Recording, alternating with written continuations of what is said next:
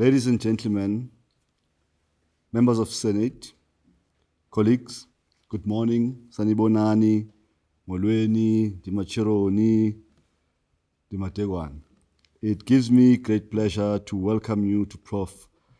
Berg's inaugural lecture. May I acknowledge Prof.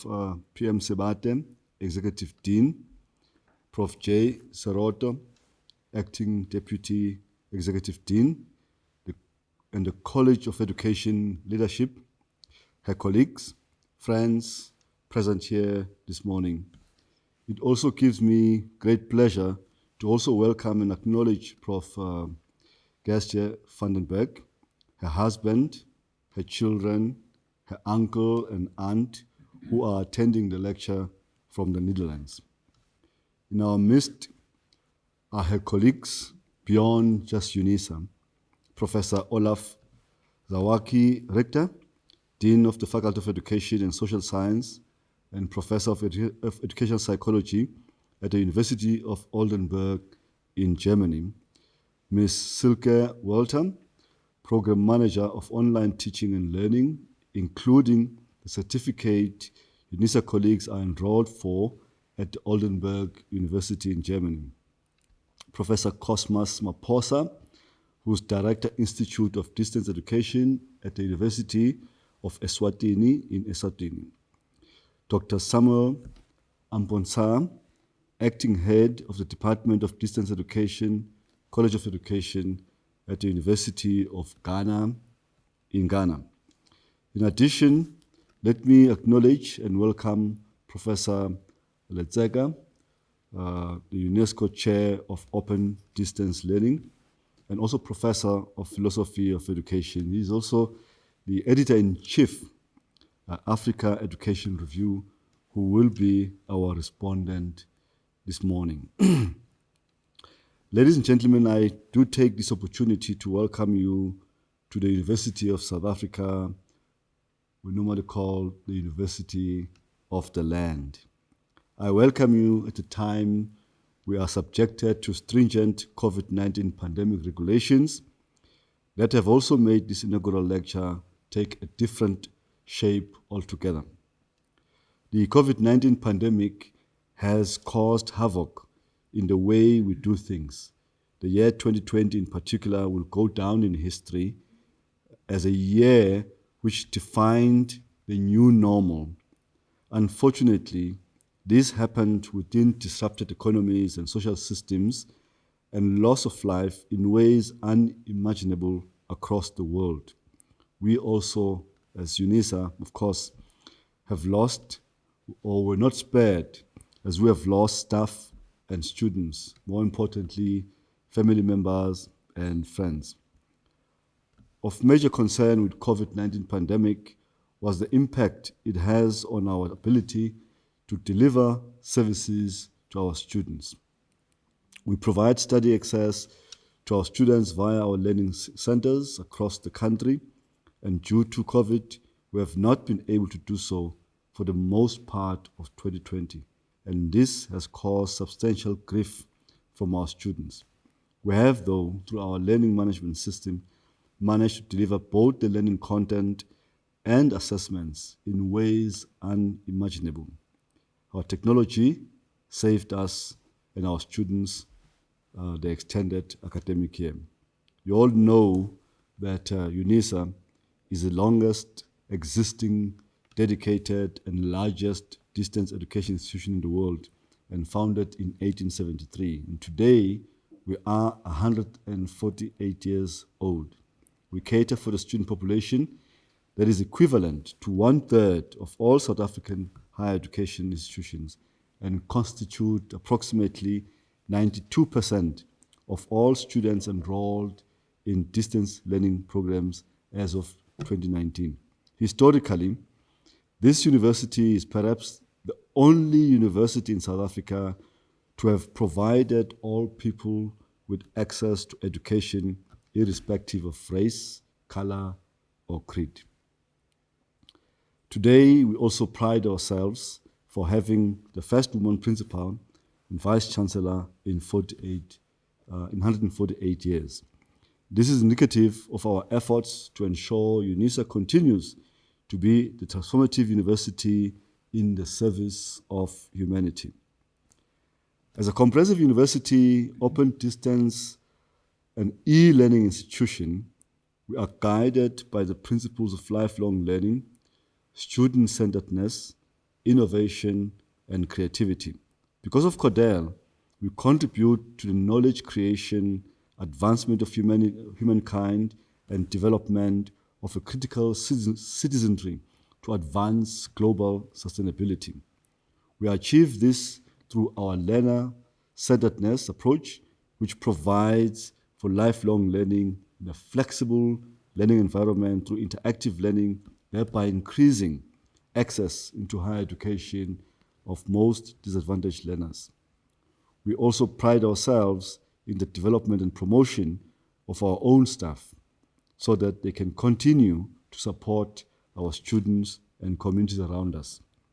We are grateful that this inaugural lecture is taking place within the context of our renewed spirit of our revised UNISA 2030 strategy and our strategic plan. In some ways, Prof. Vandenberg's inaugural lecture has come at the right time.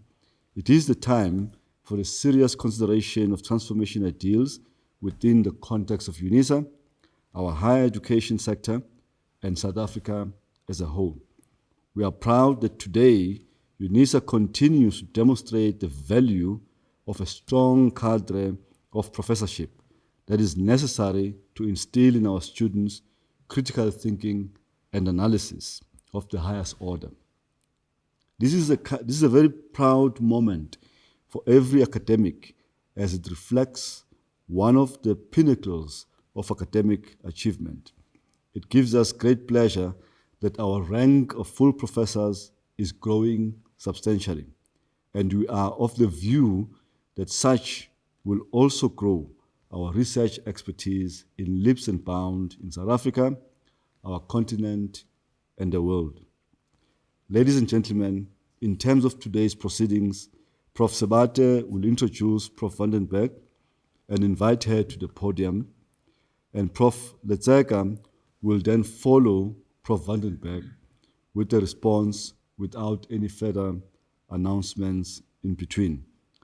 I now invite Prof. Sebate to the podium.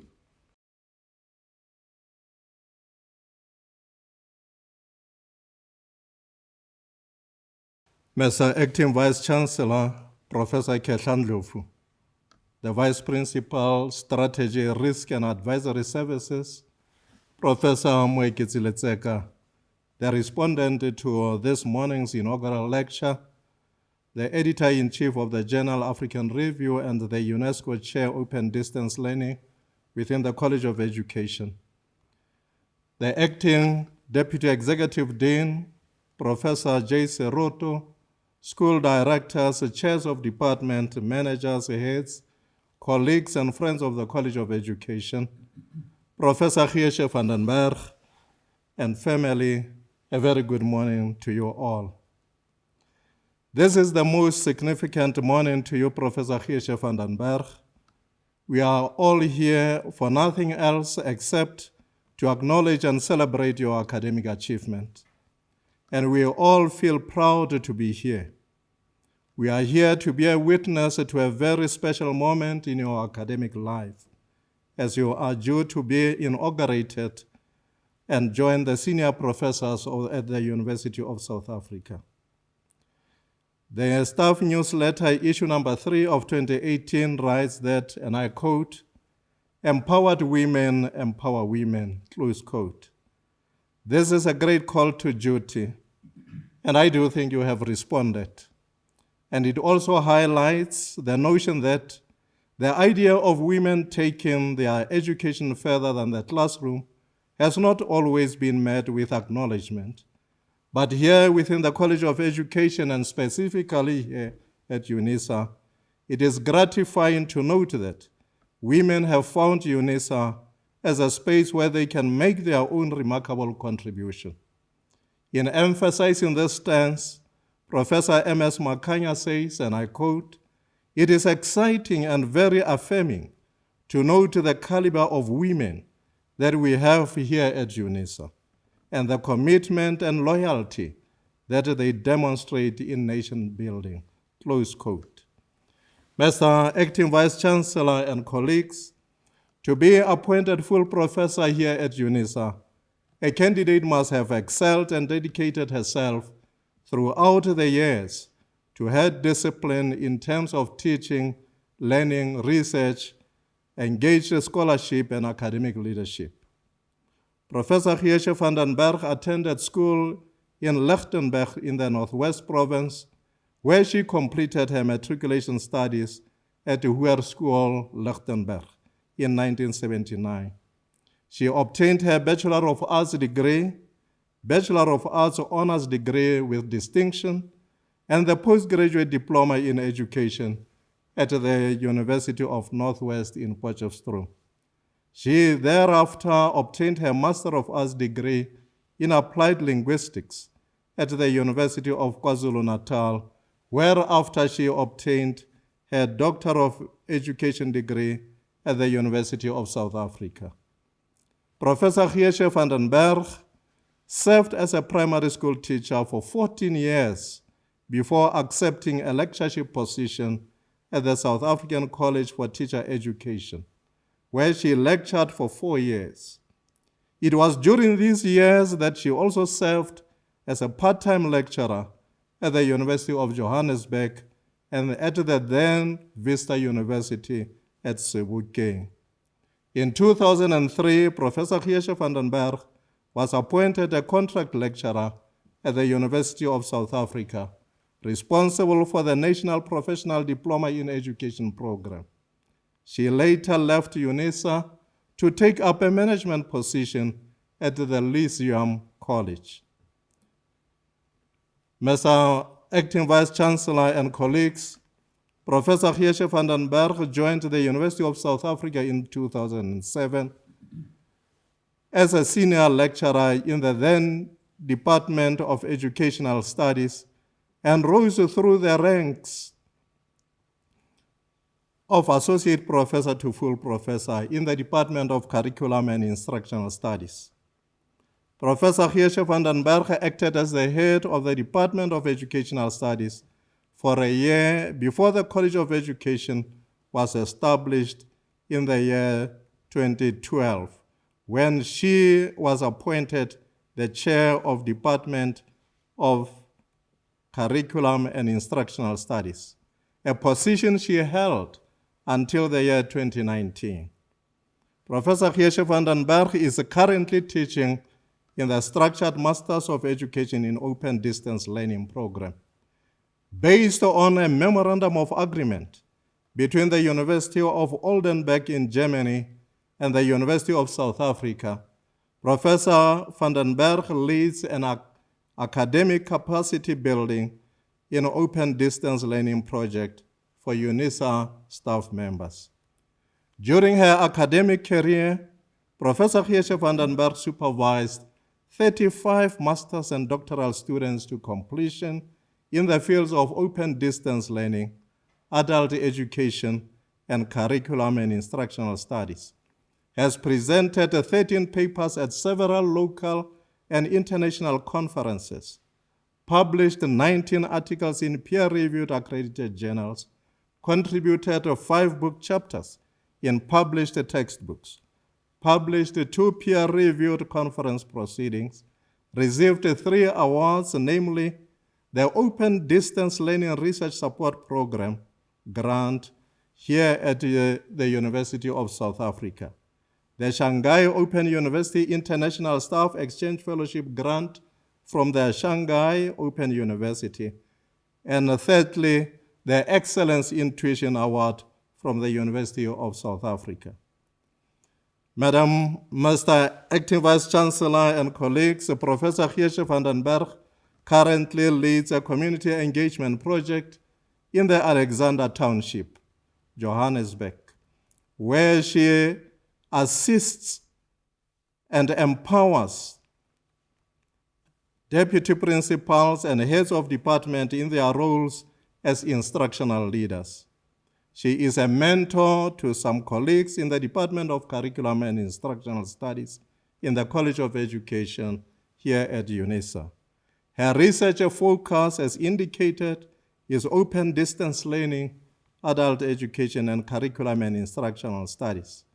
She serves as a member of numerous committees and associations, professional bodies, editorial boards, and also acts as a reviewer of numerous accredited journals, both nationally and internationally.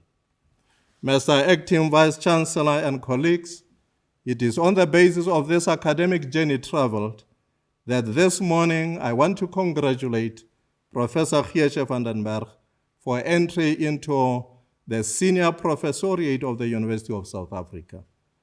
Professor Geesje van den Berg, it is my humble honor and privilege to call on you to deliver your inaugural lecture entitled A Reflection on the Multifaceted Aspects of Interaction in Open Distance e-learning. The challenge in this reflection remains how to bridge the distance in distance education. Do we bridge the gap in terms of technological tools, media, amongst others, or through busing, taxifier, Uber, amongst others? Let us welcome colleagues, Professor Geesje van den Berg to the podium and enjoy the presentation. Thanks.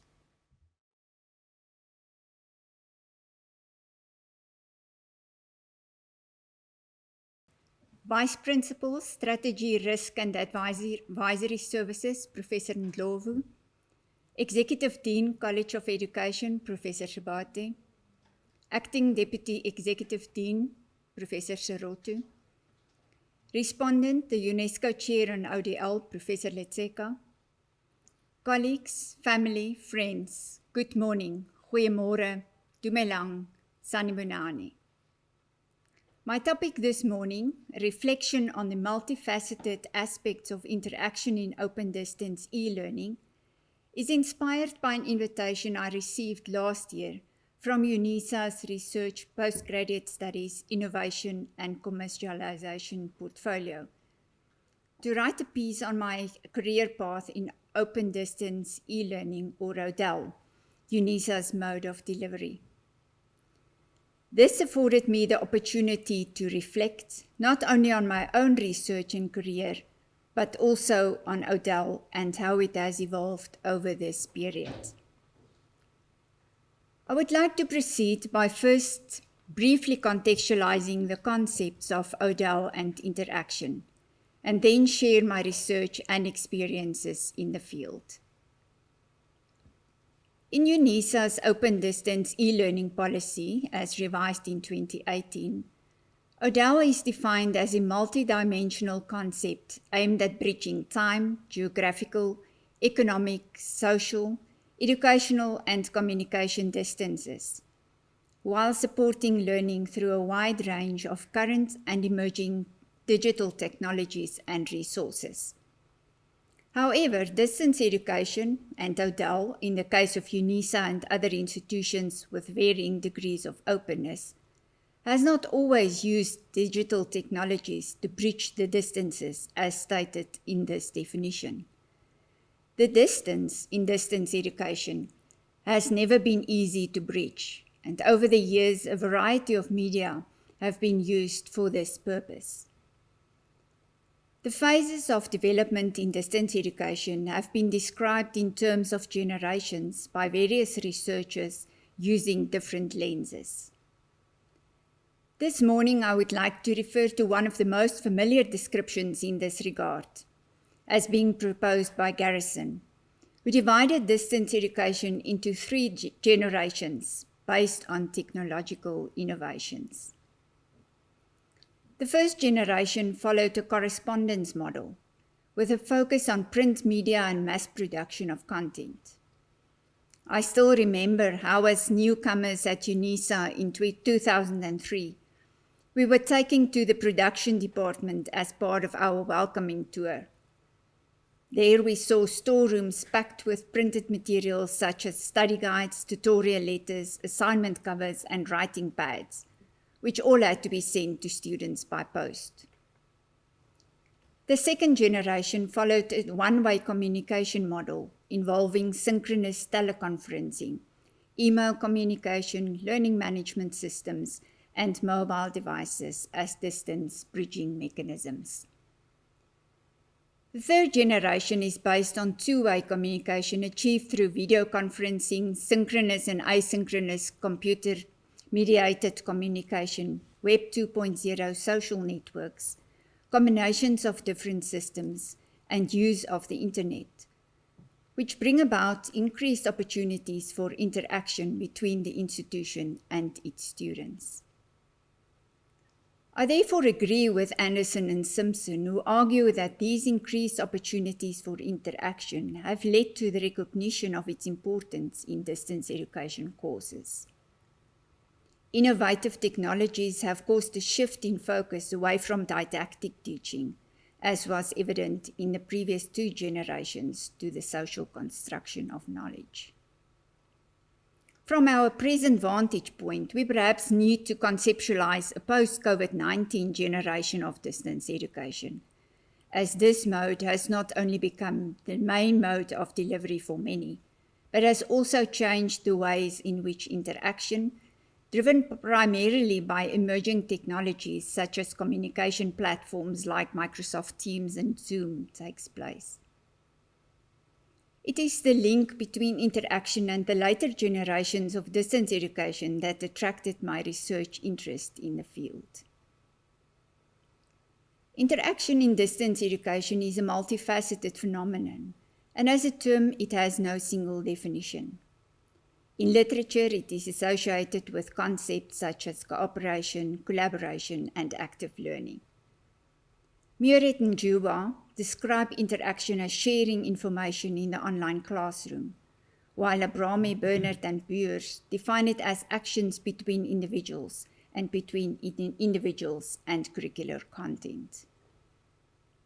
Concurrently with the expansion of online education and the diffusion of cutting-edge communication technologies, the sense developed that if interaction is important, the more interaction there is in a distance education class, the better. This was a common belief in the early 2000s. In later research, authors such as Simonson came to acknowledge that the forcing of interaction can be as damaging to effective learning as is its absence. Their research demonstrated that while interaction is a necessary part of distance and online learning, it is no silver bullet. From my initial research and interest in interaction, I realized that little research attention has been devoted to elements such as the nature, patterns, and preferences regarding interaction across different samples and in different contexts in ODAL, in South Africa and the African continent specifically. Realizing this merited exploration, I have devoted much of my research time over the past few years to the topic of interaction in different ODAL contexts. The first study I would like to share this morning relates to student experiences of interaction in ODAL. This research resulted in a paper published in the conference proceedings of the 13th International Conference on E-Learning and an article in the Turkish Online Journal of Distance Education. The study related to UNISA's signature module called Being a Professional Teacher. My interest in it emanated from my participation as a member of a small UNISA team led by Dr. Gerda Mischke. In 2012, we collaborated on a project with colleagues from the State University of New York to develop the so-called signature modules at UNISA. These were the first fully online modules, and the project involved developing 6 of them, 1 per college. The development of these first-level modules spanned a period of just over a year, and was the result of many deliberations, critical discussions, reviews, and revisions. Because I had been closely involved in the initial design of this signature module in the College of Education, my interest in it never waned. The research documented the experiences of students as they interacted with their peers, their lecturers, the module content, and with technology. Numerous studies by key researchers suggest that interaction is one of the strongest predictors of student success in Odell. Also, authors such as Alan Tate from the Open University in the UK, who has done extensive research on student support in Odell, identified a direct link between interaction and student support. Tate and others claim that the greater the opportunity for interaction, the better for the student and the teaching and learning process. But interaction can present difficulties for lecturers at distance education universities such as UNISA, with a history of correspondence education in earlier generations, during which interacting with students was limited. For this research, a case study design was implemented, and because the module was one of the first fully online modules designed at the time, I felt that findings from the study could inform module design and the delivery of similar online modules. The responses from questionnaires, including both closed and open questions, gave rise to a number of pertinent findings. With regard to student-student interaction, students confirmed their reliance on interaction with their peers. With social and emotional support, learning support, the knowledge students gained, and opportunities to participate in online debates being identified as benefits. A significant number of respondents, though, did not report about their interaction with fellow students in positive terms, stating that they either did not appreciate or did not need contact with their peers. This was a thought-provoking finding and bears out a study by Tate, which showed that some 10% of students in Odell are not interested in interacting with other students. Although there are various possible reasons for this, the results are important in the sense that we as lecturers should not assume that all students need or want interaction, either individually or in the form of group work.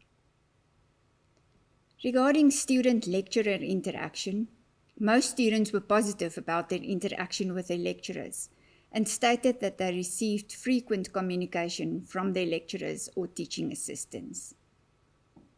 There were 58 teaching assistants and approximately 12,300 students enrolled for the module at the time of the research.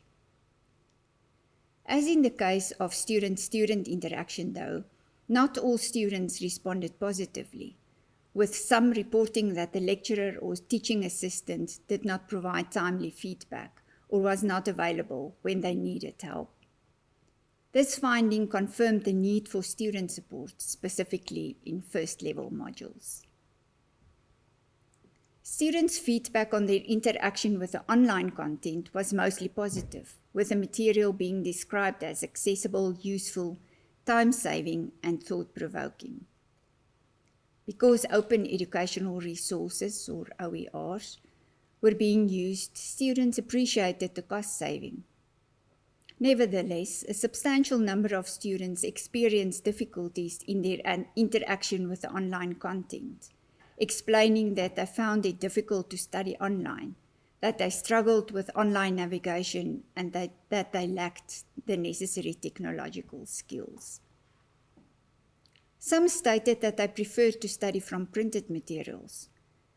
These comments did not come as a surprise, as this was many students' first experience of online learning. Some students experienced time pressure because more assignments were set for this specific module than for most semester modules. These findings show not only the importance of sufficient preparation by students for online learning, but also the need for adequate communication by the university regarding the nature of and the requirements for specific online modules. The last type of student interaction researched in this study was that with the system, with a number of students remarking on the flexibility of online learning and the fact that all their study materials were available in one place. On the negative side, students identified sufficient connectivity and time as a challenge, because some had to travel to a public space or one of the university's regional centers in order to access the internet. Related to access was the problem of insufficient data and the costs of data. It is important to note, though, that this research was conducted before the COVID-19 pandemic, and subsequently UNISA, in collaboration with service providers, are providing students with zero-rated websites as well as data. Students also mentioned that the university's learning management system was not always available when they needed to access their materials or submit their assignments. A significant finding was that difficulties related to access to technology had a negative effect on students' motivation and learning experiences in general. The focus of the second study was on lecturers, seeking to examine how they perceive their online interaction with students in the signature module. For this study, I used the term instructors to refer to both lecturers and teaching assistants. This paper, submitted to the International Journal Technology, Knowledge and Learning, was inspired by findings of researchers such as Veronica et al., indicating that instructor presence and interaction have a profound influence on both students' and instructors' accounts of the online teaching and learning experience. However, as Garrison and Cleveland Innes confirmed in a study in 2005, mere online interaction that does not include guidance and support to students is insufficient for effective online instruction.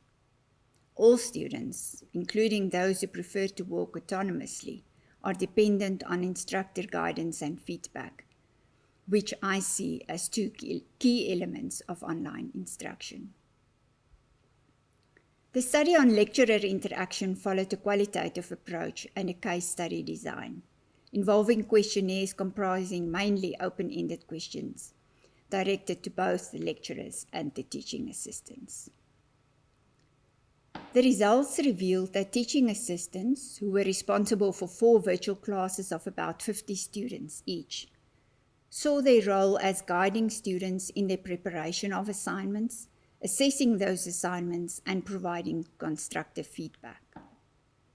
Although this was in line with their responsibilities as perceived by the module lecturers, the teaching assistants' interaction with their students went beyond these roles.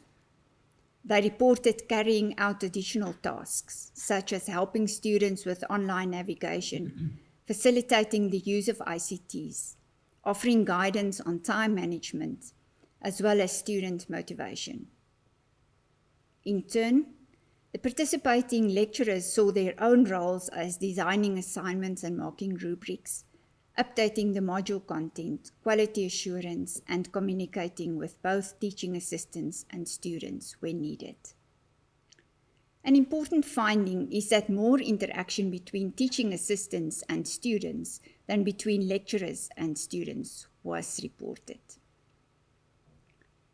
Most of the teaching assistants stated that although they had full-time teaching careers elsewhere, they were spending between 16 and 37 hours per week interacting with either the students or the module content. Lecturers reported spending roughly 55 hours per week, or 80% of their working hours on this. This burden on instructors' teaching time is confirmed in the literature, where the view is expressed that teaching online is more complex and may take more than twice as much time as teaching in class, especially when students are new to online learning. The findings of the study show that the demands placed on both lecturers and teaching assistants' time were severe, which had the potential to negatively affect not only the quality of teaching, but also the emotional and physical well-being of the instructors. Based on the findings, the study made several recommendations. As part of my Odell journey, I've since 2012 led the UNISA strategic project for staff development in Odell teaching. This project is based on an initial cooperative agreement between UNISA and the University of Maryland University College in the United States, and since 2018 with the University of Oldenburg in Germany. A welcome contribution to the project is the fact that Dr. Lebo Mudau has joined the project leadership in 2020. The purpose of the collaboration is to offer an online master's level 4-module certificate in online teaching to UNISA staff. Since the start of the project, 76 UNISA staff members have successfully completed their studies through these prestigious universities and have received their certificates, all of which have been awarded at UNISA's annual academic opening ceremonies. Currently, there are 25 UNISA colleagues in the program. Also, since 2020, colleagues who have successfully completed the Certificate of Advanced Studies in Odell Teaching have been afforded the opportunity to attend Odell writing workshops. The purpose is to assist colleagues in writing up their research into an article, with a focus on the scholarship of teaching and learning. This initiative has been made possible by generous funding from the UNESCO Chair on Odell, and a number of papers have already been written and published. The certificate program further grants exemption from modules forming part of UNISA's structured Masters of Education in Odell program. Several colleagues have chosen this route and have either graduated or are in the process of completing the UNISA MET in ODL. As one of the lecturers in the program, I'm proud to report that 7 UNISA colleagues have so far successfully completed their dissertations under my supervision or co-supervision. I consider both the supervision opportunities and my involvement in this academic capacity building project as both rewarding and an important initiative. Because the journey of an academic such as myself is not only about one's own research, but includes mentorship, empowerment, and capacity building. This strategic project has thus far led to 2 publications.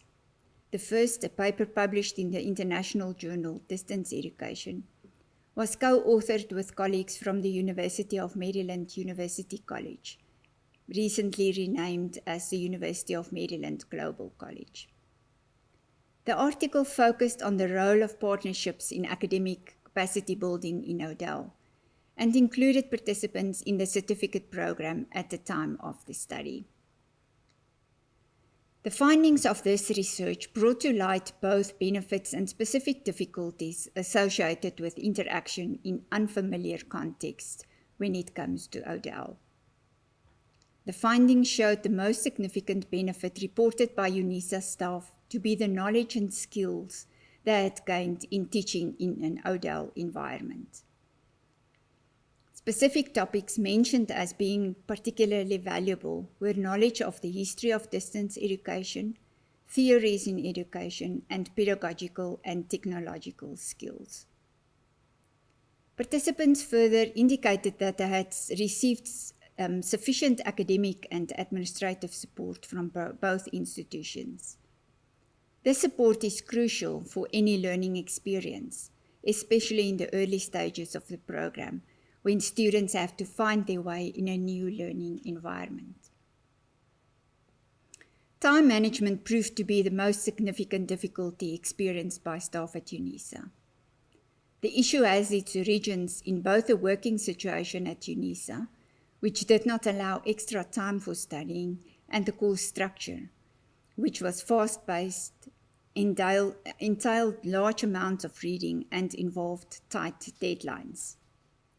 Therefore, findings of this study reinforced the need for a student support framework in Odell that is student-centered and responds to student needs from their own perspectives.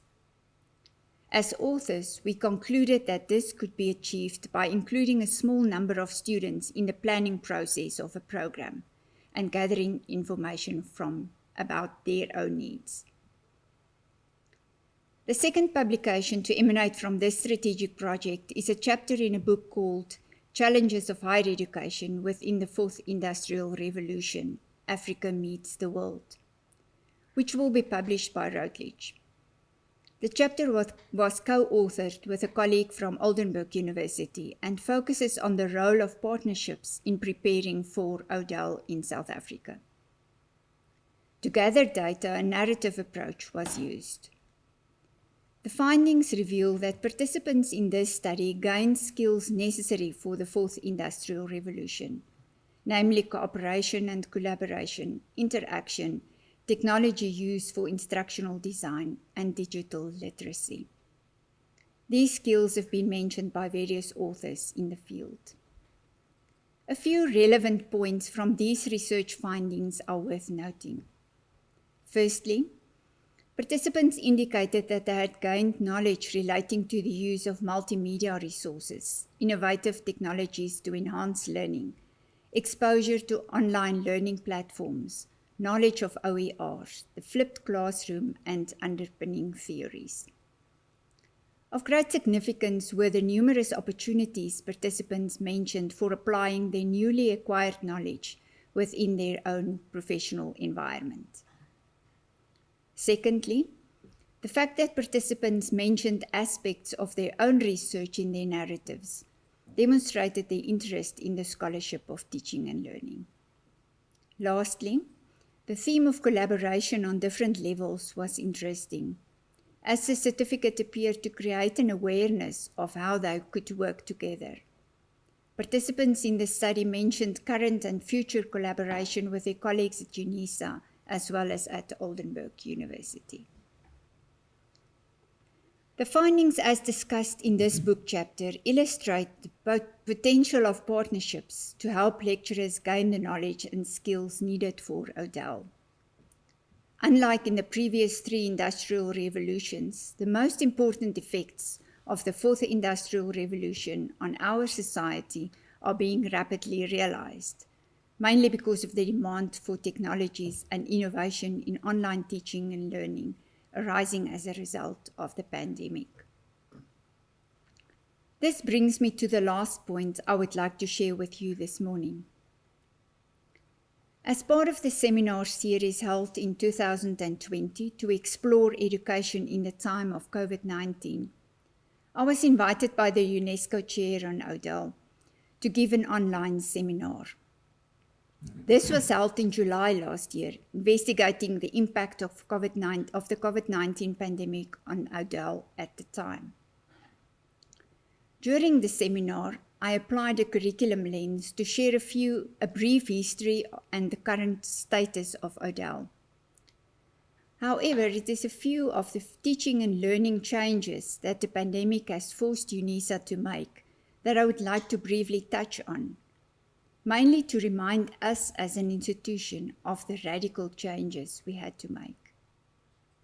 In this context, I refer to lecturers who found themselves having to provide additional study materials because the lockdown imposed at the time prevented students from buying textbooks. This created a new awareness of the use of OERs. Also, students then received their first allocation of free data for online study. Furthermore, students on the government's financial aid scheme received laptops, and the French embassy donated additional laptops to needy students. As we at UNISA all know, the biggest changes related to the university's assessment practices. The implications were and still are far-reaching. For example, hard copy assignments and venue-based exams were abandoned in favor of online assessment. During the May-June examinations in 2020, all venue-based examinations were moved online for the first time in UNISA's history. In consequence, UNISA students who were accustomed to writing their examinations physically at one of the 426 local or international examination centers quickly had to learn how to complete and submit online assessments. Over 1.3 million assessment submissions were scheduled for this period. As part of the conclusion to the seminar, I argued that in order to plan for the future, we need to continuously reflect on our practices and on the lessons learned from the impact of the pandemic. Since July 2020, many aspects of teaching and learning and the way in which lecturers are doing their daily work have changed even further and will probably continue to change as we rethink interaction in our teaching, learning, and assessment practices. In closing, in reflecting on my journey in Odell, Professor Ndlovu, it is clear that extensive changes have taken place and that this mode of teaching and learning has evolved beyond anyone's imagination. The findings from the study shared this morning confirmed that the ways in which lecturers teach and interact, and the ways in which our students learn and interact in Odell, have undergone fundamental changes and are closely dependent on the context in which teaching and learning take place. The COVID-19 pandemic has forever changed these contexts and the higher education landscape in general. Given its impact, one response that has become part of mainstream academia is online teaching and learning, and academic institutions are in the process of adapting to this new reality. UNISA is no exception. As the institution has done in areas such as online examinations, it should continue to take proactive steps to create an interactive environment in which students are supported, in which they can feel safe and confident, and in which they can succeed. As the largest university system in the country, with an enrollment of over 400,000 students, UNISA requires constant research and understanding regarding the role of Odell and how it affects students' learning experiences and satisfaction. I, for one, am looking forward to being part of this ongoing journey of discovery. I thank you. Ladies and gentlemen, please allow me to say a few words of thanks. In celebrating this special milestone, I would like to extend my deepest gratitude to all of you who are present and who are sharing this occasion with me. Specifically, I would like to thank UNISA as an institution and the College of Education for the support and all the opportunities provided to me. Professor Ndlovu for the welcoming address. Professor Paladi Sabati for the kind introduction. Professor Moeketsi Letseka for graciously agreeing to be my respondent this morning. Colleagues from the Department of Curriculum and Instructional Studies for their attendance, and a special word of thanks to the Chair of the Department, Professor Michael van Wyk, for his support and leadership. Colleagues from UNISA and specifically the College of Education for attending. My mentors, without them I would not have been able to grow as an academic. In this regard, a specific word of thanks to Professor Salome Schulze and Professor Gerrit Kamper. My master's and doctoral students in attendance. Colleagues from other institutions for their attendance and for the collaboration we have on different levels. A special word of thanks to Professor Olaf Zawadzki-Richter and Ms. Silke Walter from Oldenburg University in Germany. Dr. Samuel Ampunsa from the University of Ghana and Professor Cosmas Maposa from the University of Eswatini. Mr. Gilbert Mamorobela and the technical team for their assistance and support. My uncle and aunt from the Netherlands. Om Henk en Tante Foekje, ek vind het heel erg spesiaal dat jullie erbij kunnen zijn. Members of my family. My husband, Fred, for his encouragement, love, and support. My dearest children, Etienne and Rochelle, and Dewald and Andrea. And lastly, to the Lord for blessing me abundantly. I thank you.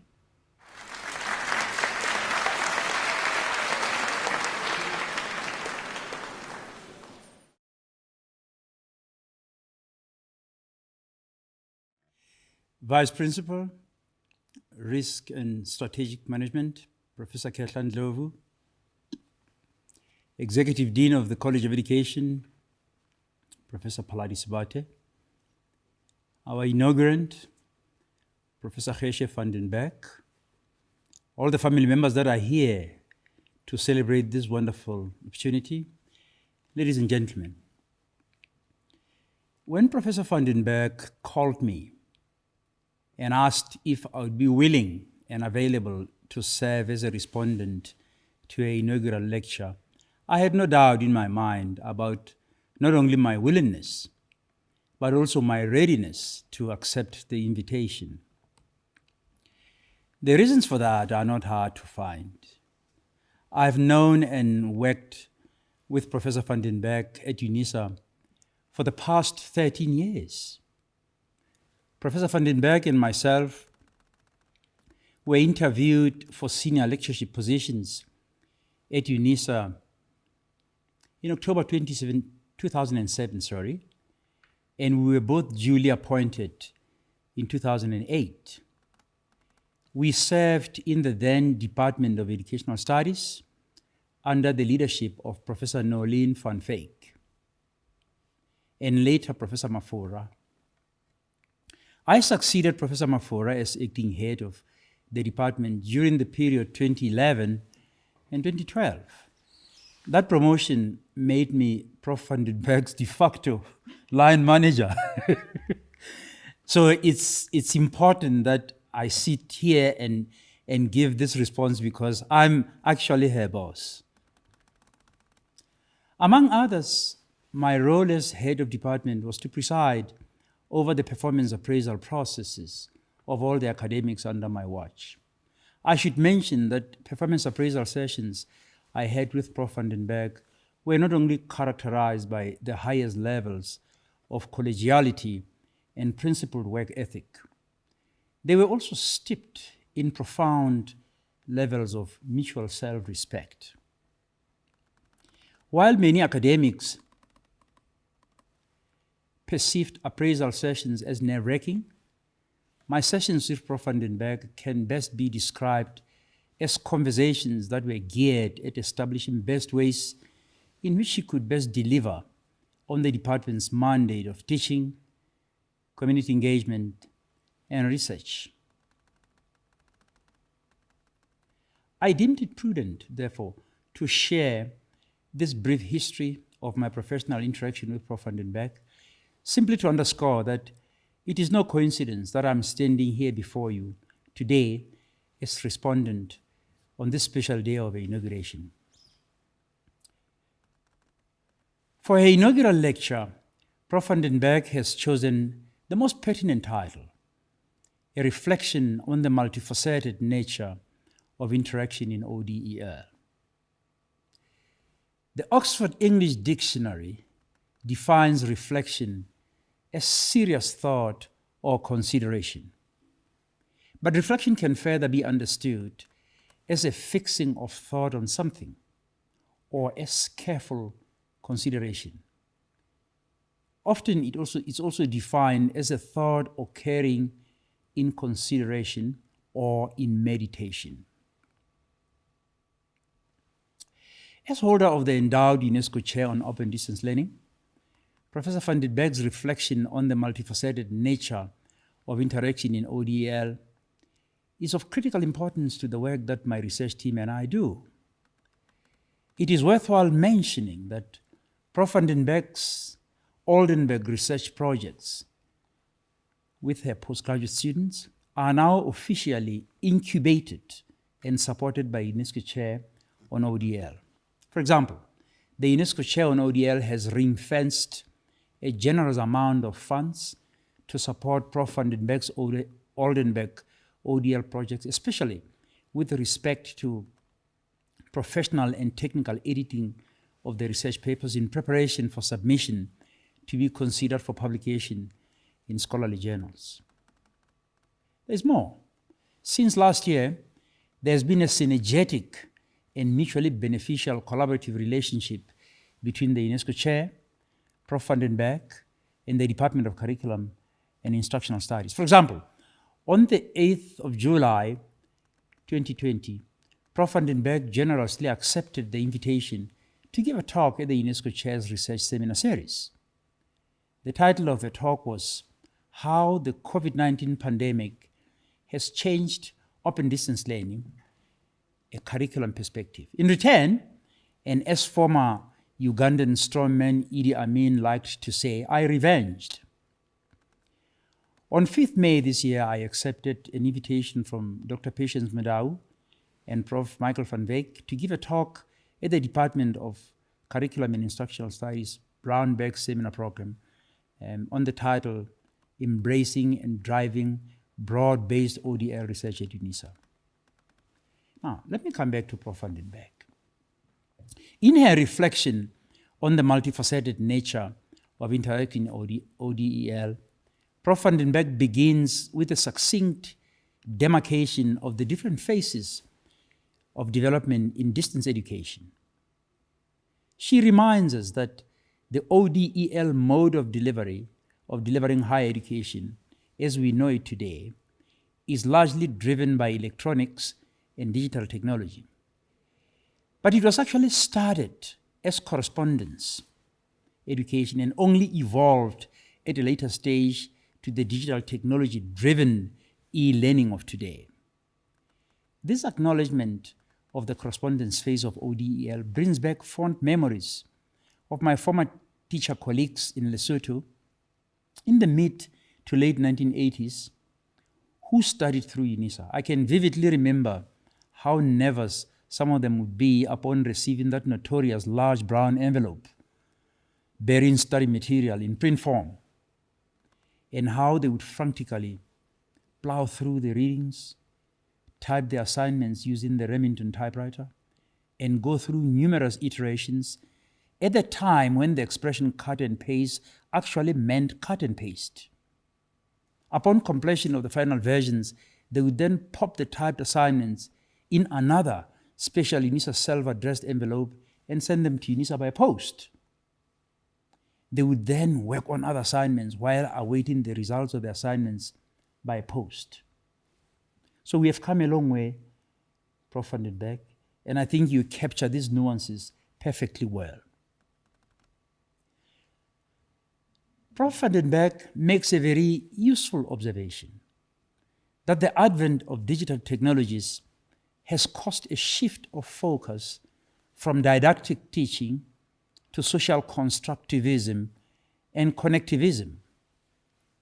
She draws on the literature to inform us that social constructivism and connectivism lead to interaction, which is associated with cooperation, sharing of information in online platform, and collaborative and active learning. As coordinator of the ODEL postgraduate programs in partnership between UNISA, then University of Maryland University College in the United States, and now with Oldenburg University in Germany, Professor van den Berg has taken us through a profound reflection on 3 critical studies she undertook on the signature modules. She has informed us that in one study, she documented the ways in which students experience their interaction with their peers, lecturers, the module content, and with the technologies in the ODEL context. In the early days, this sort of research was known as action research. In sociological studies, it is referred to as ethnography. Like a component in research known as learning analytics, understanding student experiences is an invaluable window into really knowing one's students, how they experience their learning, what drives their success indicators, what challenges they encounter, how best they might be supported. In another study, Prof. van den Berg reflects on lecturers and teaching assistants' perceptions of online education with their students. She argues that the importance of this study derives from the fact that instructor presence and interaction have a profound influence on both students and instructors' account of the online teaching and learning.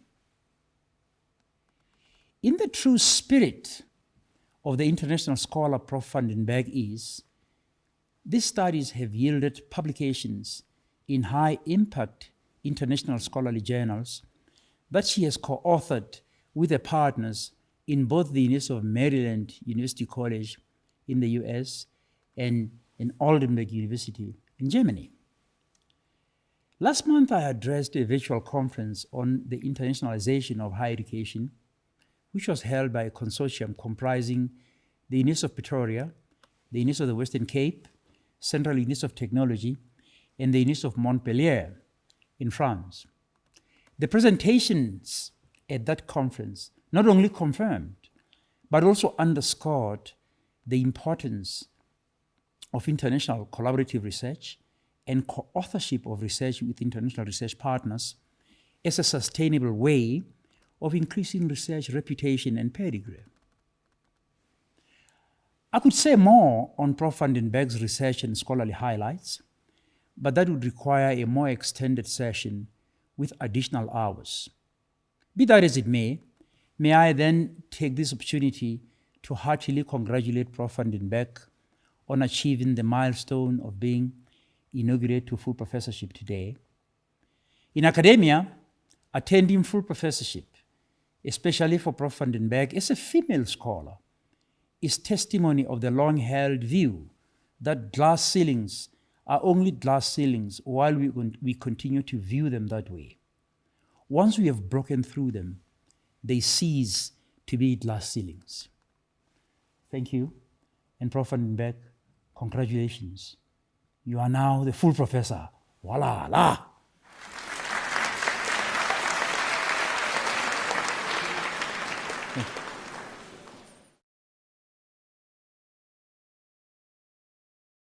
Ladies and gentlemen, especially Prof. Letsega, as a respondent, thank you very much.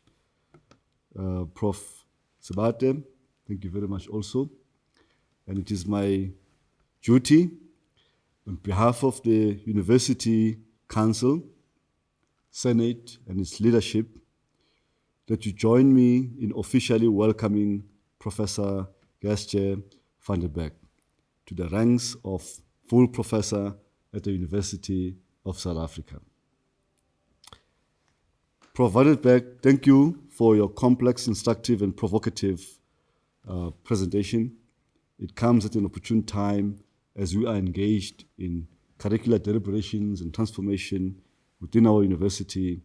We as UNISA pride ourselves as the African university shaping futures in the service of humanity. We are pleased to have you amongst our professoriate. On behalf of the university management and our Senate, I congratulate you on having achieved this academic milestone. Ladies and gentlemen, we have come to the end of this afternoon's proceedings. We have prepared some light meal for you to serve just outside the venue. Considering that we are doing this lecture online, I am sure you have planned for celebrations on this day wherever you are. And I would like you to be, as always, be safe during this pandemic, COVID. Thank you.